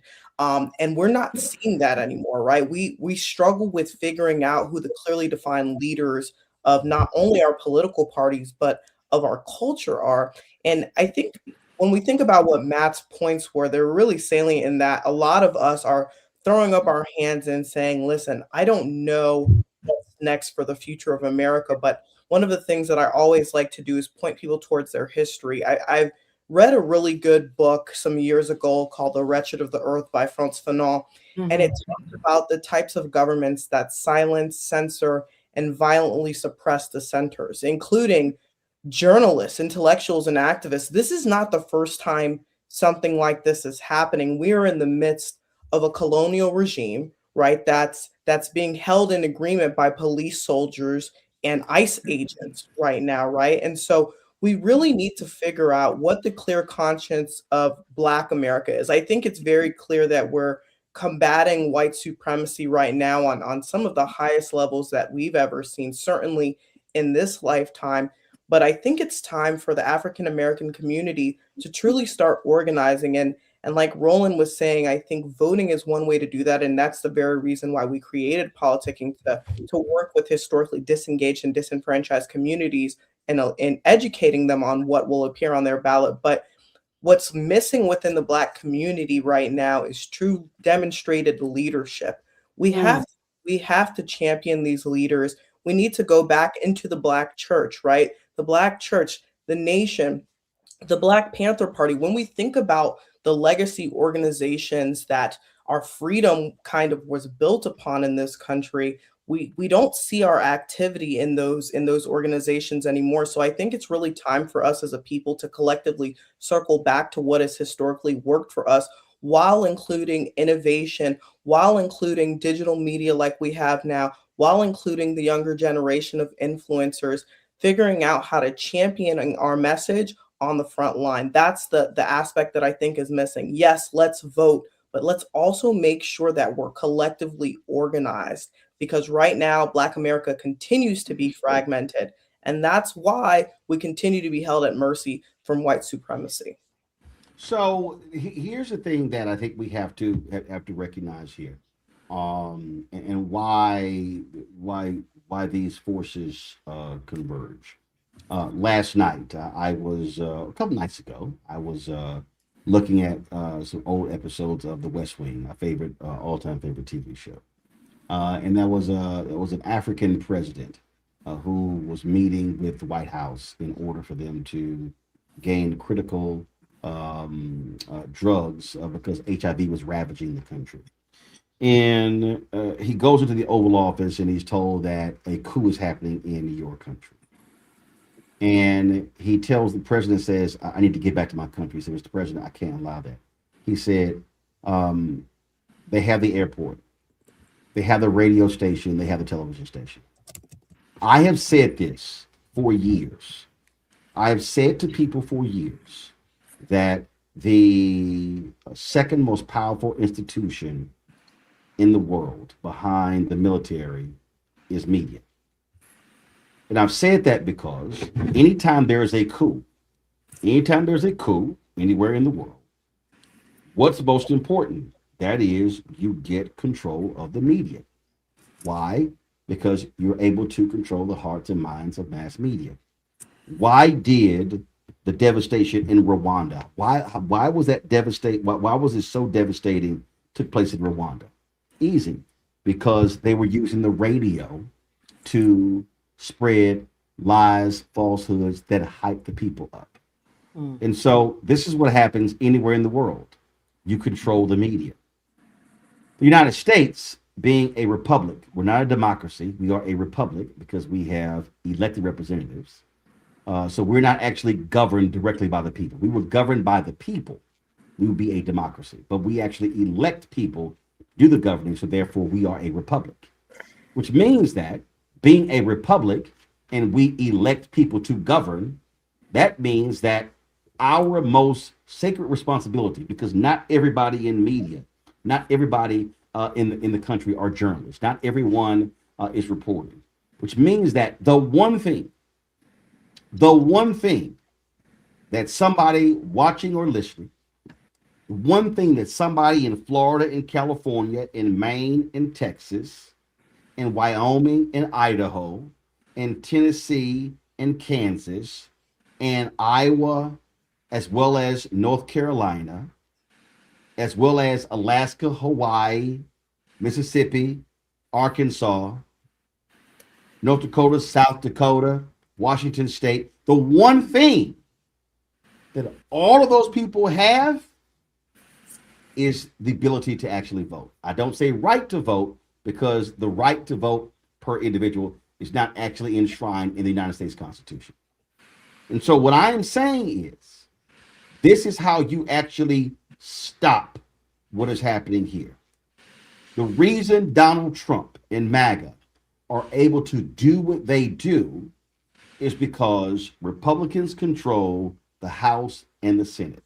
And they are so scared of him that he gets to act like a king. Because when you talk about how the country was constructed, I call founders 1.0 because they were not truly founders. They were founders for white people. The way the country was constructed, they really believed that the Constitution, and this was a problem that both Biden and Harris had, because they actually believed this. They kept saying that we have guardrails, when in fact, we didn't have guardrails. They thought we did. And the founders thought we had guardrails. They thought, well, the guardrails are, you have the executive branch, the legislative branch, the judicial branch. They thought the guardrails were the emolument clause. They thought the guardrails were impeachment and being convicted. They thought there were actually guardrails. But what they never anticipated, which is why we've actually never seen this in American history, never anticipated that the legislative branch would literally give up all of the authority to the executive branch. What they never expected, they never envisioned the Fairness Society would then create judicial nominees who became judges, who would then say, we're gonna let you do what you want to do. Now, not all Trump or Republican appointed judges have done that, but a whole lot have. This Supreme Court, in my estimation, Candace, Matt, and Wincombe, plays a larger role in the criminality that we are seeing coming out of 1600 Pennsylvania than any other branch. Because when they make that ruling about, oh, you can pretty much do what the hell you want to do, you have immunity, Trump said, oh, guess what? I got me a monopoly, get out of jail free card, do whatever I want. And so the reason I need people to understand why voting matters is that if they do not have the power, they can't exercise the power. And we have the ability. I mean, I'm sitting here reading, Texas Monthly has this article on the absolute insanity that is playing out at my alma mater, Texas A&M University, and how the right wing is just controlling and dominating what's going on there. And it's called Texas A&M Melting Point: 5 presidents in 5 years, high-profile firings and cancellations, crackdowns on dissent, inside state leaders' efforts to remake one of our finest institutions. It lays out what they're doing. The only reason that is happening is because Republicans completely control the state. Because no Democrat has been elected statewide since 1988. I'm talking about governor, lieutenant governor. I'm talking about Secretary of State, Attorney General. We can go down the line. That's what we're seeing right here. And so too many people are sitting on the sidelines saying my vote doesn't count. It doesn't matter. It does. Because what they fear, and here's the thing, and it's going to final round of comments here for all three of you. What they fear the most, and Donald Trump articulated this, he begged Republicans, y'all gotta keep the House. Y'all don't keep the House, they're gonna impeach me. Y'all listen, we gotta keep the Senate. Let me say it again. If Donald Trump loses, Republicans lose the House and lose the Senate, he knows he can't do what he is doing. And if he loses the Senate, they don't have to let through a single one of his nominees. They can completely shut it down.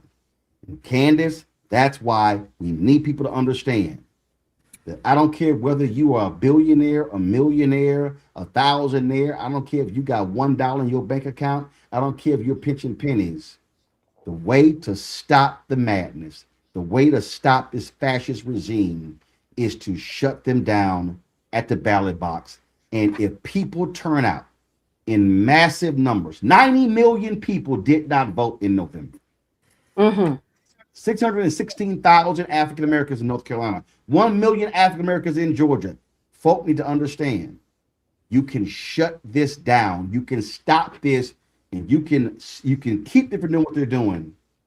But if you stay at home and they maintain power, then you've given them the right to do so. And Trump today said it from the Oval Office. Oh, it was a silent majority. They voted for these things. They voted for this crackdown. They love what they're seeing. If you do not love what you're seeing, well, then damn it, you better show up. That's right. And we know how important it is for a lot of reasons, especially this week when we saw the executive branch still, what was that, in Fulton County, looking into buildings and taking out boxes and figuring out, more information about the 2020 election. We've already crossed that bridge, but it was that important that 6 years later, they are still in that same lane. That is how important it is. He's still trying to prove things that he knows he can't prove, but he's still on a hunting expedition for that. The United States Supreme Court, they certainly gave him the green light to be king. And look how he's acting. He is acting just like a king. The United Kingdom, at one point, their empire was over 80 countries. And they did that by military conflicts, by commercial transactions. They just took countries. Look what Donald Trump is doing, trying to take Greenland.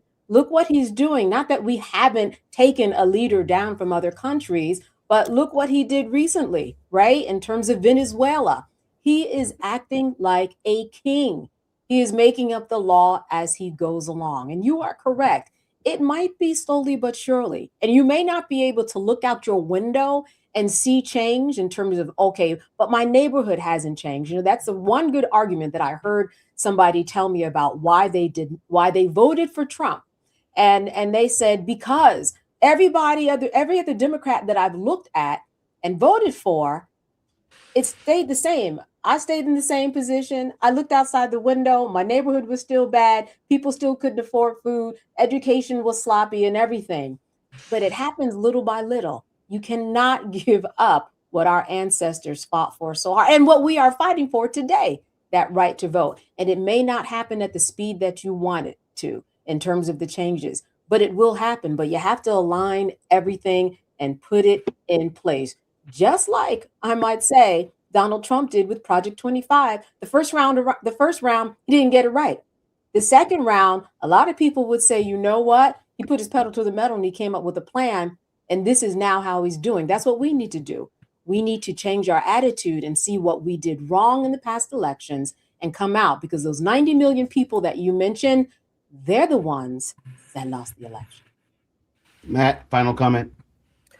I'll just say, I'm not saying anything to the exclusion of voting. I think you're right. Maybe what needs to be added to that, from taking comments from both Lynn Cooney and Candace, is maybe I'm underestimating the power of the media and of real people bearing witness. But the reason I mention that is because what I noticed immediately in the wake of the Freddie shooting, the Freddie murder, is more people than I have ever seen before said, "You're lying to me. What you're telling me is not true.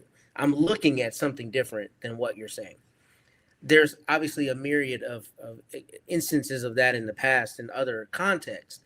But I wonder if right now, at this inflection point in society, seeing that the government is just trying to straight up lie to you about something you see with your own eyes and leverage that to foment, further hate and then the whatever silent majority, maybe that's the turning point. Maybe it's all of us having camera phones in our pocket and documenting everything exactly as it is and being discerning about what we're seeing and what we're being told. Because the thing is, there really are a lot of people in this country who take that hook, line, and sinker. They take the bait that their country's being stolen from them by black and brown people and a horde of Somalis. None of these things are happening, right? So we've got to push back on that, and maybe that characterization and that truth, not ever allowing the truth to be enshrouded in the political lie, coupled with the voting, gets us where we need to go. But I think there also have to be some other approaches that maybe we haven't conceptualized yet because we're just in new territory. Well, when Cooney, I don't think we're in new territory. I think what's old is new, and what's new is old. I think the difference here, and this is really the big difference, I think, between what you're used to seeing in present day, is that 50s and 60s, you had three dominant sources: television, ABC, NBC, CBS. I think the difference is prior to the 1950s, you had in the 60s, you had a significant number of newspapers. You had massive readership, black newspapers, mainstream white newspapers. Yeah. I think you had those things going on. Radio was the difference here is the type of content. And this is where I believe social media comes in. When the point that Matt just made of what he hears back to feedback, that's because we really do not, I don't think many of us fully understand how devastating the algorithms are to feeding us information. The algorithms are designed because they've already figured out, these companies have psychologists who they employ, and they have figured out that what drives people more than anything else is rage. It's rage. And it's just a reality that people on the right are driven more by rage. When you take rage and you align it with race, then you align it with gender. Oh, it's a whole. I mean, it's off the charts, and so that's what you're seeing from the right. What has to happen is that we cannot ignore that reality. And what we have to now realize is that, to your point, Win Cooney, we can't say, well, the election's in November. No. The election's tomorrow. The organizing and the mobilizing, the teaching, the education, and the educating and the enlightening has to happen now. We have to push back on it all. Why do we have this platform? I'm telling you, when TV One canceled my show on December 9th, 2017, I said, you know what? Tom Jones retiring in December 2019. We are not going to have a major black source to get our news and content for the 2020 election. That was the main impetus for launching this show and then eventually launching the network. I was very clear on why I was doing it. It wasn't just because. And so I understood the power of information. I had been saying for a very long time, and they hate when I say it, but I don't want to hear it. Essence today is not Essence 30 years ago. Jet does not exist. Ebony is essentially an Instagram page. Our black newspapers are not what they used to be. And so the reality is we have a dearth of news and information.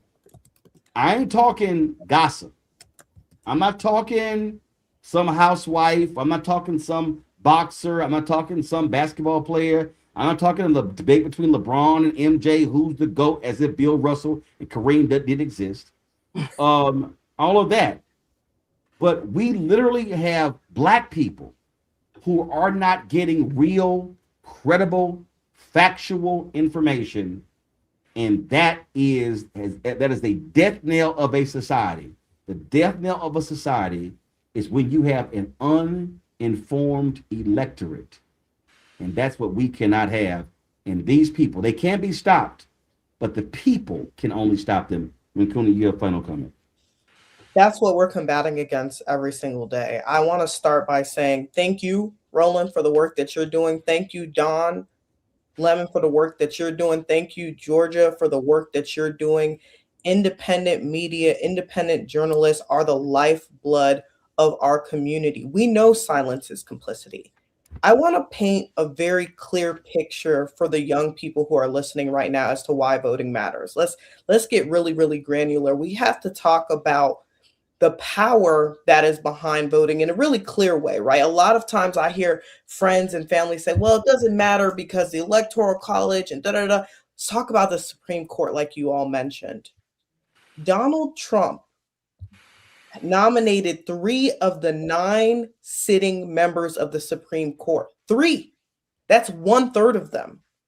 There is a 6-3 conservative majority on the court. What that means is the person that you guys elect in office gets the sole privilege of being able to nominate these Supreme Court justices that are able to hold him accountable or not hold him accountable or her accountable for what happens when they are in office. That means whenever something is contested, it goes to the judicial system. When you see false arrests and allegations being made like we saw this morning and last night, it goes to the judicial system. And when you have a judicial system that is upholding a white supremacist agenda, we're in big trouble.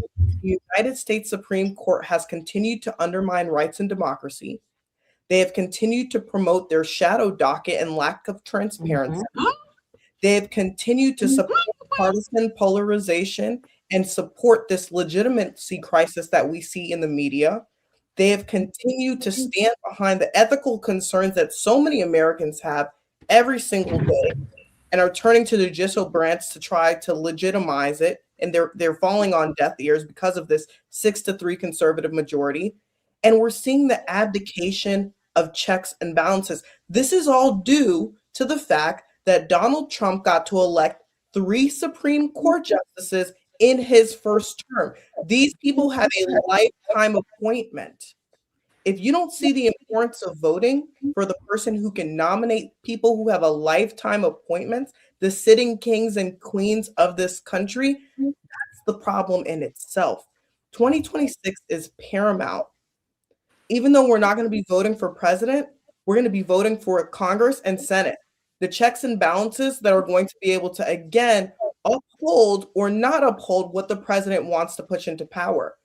With the Donald Trump presidency, we see the swing of authoritarianism. We see him using authoritarian power and executive power each and every single day. The only way to combat against this is to have a Senate and Congress that looks at least a little bit blue. Because right now we're seeing a red tide, and that's exactly why this country has descended into the pitfalls of hell that it currently is. All right, folks. We certainly appreciate y'all being with us. Win Cooney, Matt, and Candace. As I said, on Monday at 6 p.m., we're going to be hosting a National Association of Black Journalists National Town Hall on the attack on journalists and the freedom of the press. And so we'll be working over that over the weekend. So we look forward to that. So I'm going to thank all 3 of you for joining us, folks. Don't forget, support the work that we do. Listen. If you need a better example why we need independent Black-owned media, what you saw today is a perfect example. And so your support absolutely is critical. Again, we need 20,000 of our folks contributing on average $50 each a year to raise $1 million with the work that we do. A lot of y'all are watching us right now, and I appreciate a lot of people making comments in the chat on YouTube, on Facebook, and also, on our app. But we need you supporting what we do. And that is, those dollars are important because we can't do this work. We can't hire the staff. We can't do the live reporting and travel across the country if you don't support us. And so we need you to do that. So please stand with us and give to us. If you want to contribute via Cash App, please use the Stripe QR code. You see it right before us. That's you could use that for Cash App. Use Stripe QR code. You can also use that for credit cards as well. Don't forget if you want to. If you want to use check some money order, make it payable to Roland Martin Unfiltered. Send it to PO Box 57196, Washington D.C. 2003 7-0196. PayPal's R Martin Unfiltered, Venmo's RM Unfiltered, Zelle Roland at RolandSMartin.com, Roland at RolandMartinUnfiltered.com. And y'all got to realize, some of y'all are watching on Facebook. Hey man, guess what? Facebook is over there suppressing black content. I've got it's crazy. We've got almost 2 million folks following us on YouTube, 1.4 million on Facebook. Right now, there are 96 people watching on Facebook and more than nearly 4,000 on YouTube. Yeah, content's so I need y'all to understand. This is one of the reasons why we also have our own app. That app costs us, I want you to understand, $120,000 a year because of the content suppression that you're seeing happen right now. Facebook is absolutely we used to have more than 10,000 people watching us live on Facebook. Right now, 82 are watching us on Facebook. That is absolutely insane. That is complete. Facebook, we know, suppresses anti-Trump content, and they absolutely suppress black content. And so that's just a reality. Folks, download our Black Star Network app, Apple phone, Android phone, Apple TV, Android TV, Roku, Amazon Fire TV, Samsung Smart TV. Be sure to get our Roland Martin Unfiltered Black Star Network swag by going to shopblackstarnetwork.com, shopblackstarnetwork.com. You also can support our Black-owned products. When you buy Black-owned products from us, you also support this show. So go to shopblackstarnetwork.com. Download the app fan base. Please do that. And then you can, of course, support us there as well. They were actually at an audio room earlier that was carrying our content. And they're building up their RTMP. So hopefully we're going to be able to stream live on Facebook, on Fanbase very soon.